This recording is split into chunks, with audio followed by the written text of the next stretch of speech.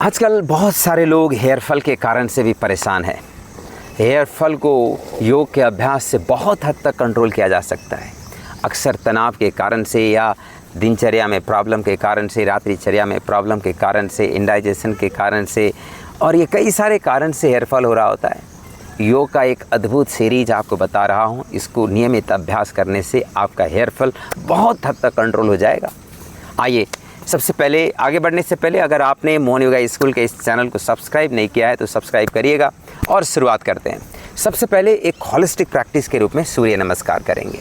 इसके लिए आपको खड़े होकर के आराम से करना है। मैं आज आपको 2 सेट्स करके दिखाऊंगा। इसको धीरे धीरे आप बढ़ाते जाएंगे।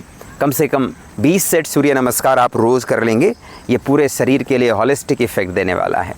दोनों हाथ को ऐसे हार्ट सेंटर पर रखेंगे। श्वास को खाली करें और श्वास भरते हुए हाथों को पीछे ले जाएंगे। फिर श्वास छोड़ते हुए आगे जाएं जहाँ तक पहुँच सके। फिर श्वास भरते हुए लेफ्ट लेग को पीछे ले आएंगे, ऊपर की ओर देखें, अश्व संचालन आसन। फिर श्वास छोड़ते हुए दोनों पैरों को पीछे ले जाएं, पर्वत आसन। और फिर घुटनों को जमीन पर, चेस्ट एंड चिन डाउन, अष्टांग आसन। फिर श्वास भरते हुए भुजंग आसन। श्वास छोड़ते हुए पर्वत आसन। श्वास भरते हुए बाएं पैर को आगे ले जाएंगे, अश्व संचालन आसन। श्वास छोड़ते हुए दोनों पैरों को आगे ले जाएं, पादहस्त आसन। श्वास भरते हुए दोनों हाथ को ऊपर उठाएंगे और श्वास छोड़ते हुए वापस नमस्कार आसन। इसी को एक बार फिर रिपीट करते हैं। श्वास भरते हुए ऊपर जाएंगे, अर्धचंद्रासन। श्वास छोड़ते हुए आगे जाएं, पादहस्त आसन। श्वास भरते हुए दाएं पैर को पीछे ले जाएं, अश्व संचालन आसन। श्वास छोड़ते हुए दोनों पैर पीछे ले जाएं, पर्वत आसन। श्वास रोक कर अष्टांग। श्वास भरते हुए भुजंग। श्वास छोड़ते हुए पर्वत आसन। श्वास भरते हुए दाएं पैर को आगे ले आएंगे, अश्व संचालन। श्वास छोड़ते हुए दोनों हाथ को आगे ले जाएं और ये पादहस्त आसन। श्वास भरते हुए दोनों हाथ को ऊपर उठाइए, हाथों को गोल घुमाकर वापस। इस तरह से ये सूर्य नमस्कार के सीरीज़ को कम से कम 10 से 20 सेट तक ले जाइए। ये पूरे शरीर को होलिस्टिक ढंग से सर्कुलेशन, डिटॉक्सिफिकेशन, नरिशमेंट, एक्टिवेशन, वाइटलाइजेशन, ये सारे परिणाम देगा, होलिस्टिक इफेक्ट देगा। और इसके साथ साथ अब हेयर फॉल को फोकस करते हुए एक प्रैक्टिस और करेंगे जिसमें ब्रेन पर रक्त संचार को बढ़ाना है हमें। तो मध्य पाद शीर आसन। दोनों पैरों को खोल कर रखें और धीरे से हाथ के सपोर्ट से अपने सिर को ज़मीन पर टिकाएंगे और दोनों हाथ से पैरों को पकड़कर यहाँ कम से कम 2 मिनट तक रुकिए, पूरी सहजता के साथ। जो लोग बिगिनर्स होते हैं थोड़ा आगे की ओर जाकर के सिर को टिकाएंगे और बिगिनर्स ज़रूरत पड़े तो हाथ को सिर के दोनों साइड में भी रख सकते हैं जिससे आगे की ओर लुढ़क न जाए, इस तरह से। और जैसे जैसे आपका लेवल इम्प्रूव होता है आप अपने सिर को पैरों के बीच पर ले जा सकते हैं और हाथ को दोनों साइड फैलाकर पैरों को पकड़ सकते हैं। इस तरह से मध्यपाद शीर आसन का अभ्यास। श्वास भरते हुए धीरे से ऊपर उठेंगे और यहाँ से साइड टर्न करेंगे, पर्वत आसन पर आ जाएं। पर्वत आसन बहुत ही अद्भुत आसन है।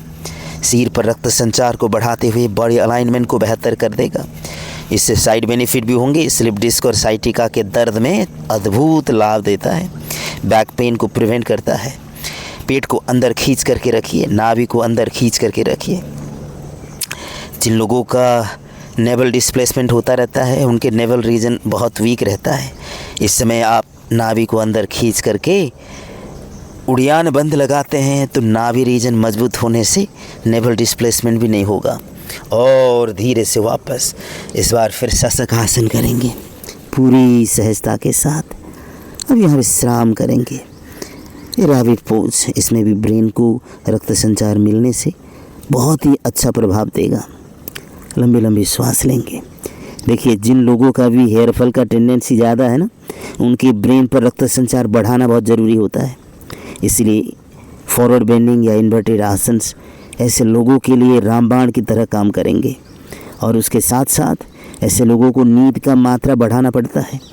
अगर आप 6 घंटे सोते हो तो 7 घंटा सो जाइए, 5 घंटे सोते हो तो 6-7 घंटे तक ले जाइए और 7 घंटे तक कम से कम सोने लग जाओगे तो वो नींद की क्वालिटी बढ़ाने पर फिर आप काम कर सकते हो। उसमें आप सोते समय थोड़ा ब्रेथ अवेयरनेस प्रैक्टिस करना शुरू कर लीजिए, नींद की क्वालिटी बढ़ जाएगी। और यहाँ से फिर एक हाथ से दूसरे हाथ के कोनी को पकड़ लीजिए, अर्ध शीर्षासन करते हैं। अब कोनी को अपनी जगह पर फिक्स करिए कंधों के विड्थ पर, और आगे फिंगर्स को लॉक करते हुए हथेली को ऊपर की ओर टर्न करिए और अपने भुजाओं को, बाजू को पूरी तरह से ग्राउंडेड करिए और धीरे धीरे कलाई पर वजन शिफ्ट करते हुए घुटनों को उठाइए और आगे चलते जाइए जहाँ तक कंफर्टेबली जा सके। और ये अर्ध शीर्षासन है, यहाँ रुकिए, लंबी लंबी श्वास लीजिए। इस तरह से आपको रुकना है थोड़ी देर, लंबी श्वास लेकर धीरे धीरे वापस आ जाएं और सहज होकर फिर आगे की ओर देखें। श्वास भरते हुए दोनों हाथों को गोल घुमाकर वापस। इस तरह से इस अभ्यास को नियमित करेंगे। और उसके साथ साथ आपको कुछ प्रिकॉशंस लेना है। कई लोग शैम्पू बहुत ज़्यादा प्रयोग करते हैं, रोज़ प्रयोग करते हैं, और उसमें भी कई लोग तो बताते हैं कि पूरा का पूरा शैम्पू सर पर डाल करके उसको पिचका देते हैं और सर पर मलते हैं। देखो, आपको पता है शैम्पू में कई सारे केमिकल्स होते हैं, उसके रूट तक वो हिला देता है, तो एक तरह से बालों के रूट अपरूट हो जाते हैं। इसीलिए शैम्पू ऐसे रोज़ प्रयोग ना करें, अच्छा है। हफ्ते में जैसे अल्टरनेट करके कर लीजिए, या हफ्ते में 2 दिन 3 दिन कर लीजिए। और नेक्स्ट आपको क्या करना है, जब शैम्पू यूज़ करने हैं तो हथेली में डाल करके इसको मलिए, या मग में डाल करके उसको थोड़ा सा चलाइए और हिलाइए, मिक्स करिए, और उसके बाद बालों में डालिए, जिससे बालों के रूट ख़राब ना हो और तनाव ना हो। इसके लिए आप योग के अभ्यास, मुख्य रूप से ये जो अभी मैंने बताए हैं, ये सारे अभ्यास के साथ साथ कम से कम 10-15 मिनट अनुलोम विलोम प्राणायाम का अभ्यास करिए। और खाने में फ्राइड या जो फास्ट फूड के मात्रा को बंद करिए, हटाइए, और जो आसानी से पचने वाले भोजन खाइए। आपका पाचन सही रहता है तो एब्जॉर्प्शन सही रहेगा, न्यूट्रिशन सप्लाई सही रहेगा, और भोजन में आपको रिच प्रोटीन का मात्रा इंश्योर करना है। इसके लिए थोड़ा सा स्प्राउट्स रूटीन में ले लीजिए, कम से कम हफ्ते में 3-4 दिन तो आप स्प्राउट्स ले लीजिए। मूंग का, चना, मोठ और इस तरह की चीज़ें बहुत आसानी से पचते हैं, डाइजेशन आसान रहता है, और इसमें न्यूट्रिशन भरपूर मिलता है। तो इन चीज़ों को आप ध्यान में रखिए। आपका हेयर फॉल का जो स्टोरी है अंत हो जाएगा और आपका हेयर हेल्थ अच्छा होगा। धन्यवाद, नमस्कार।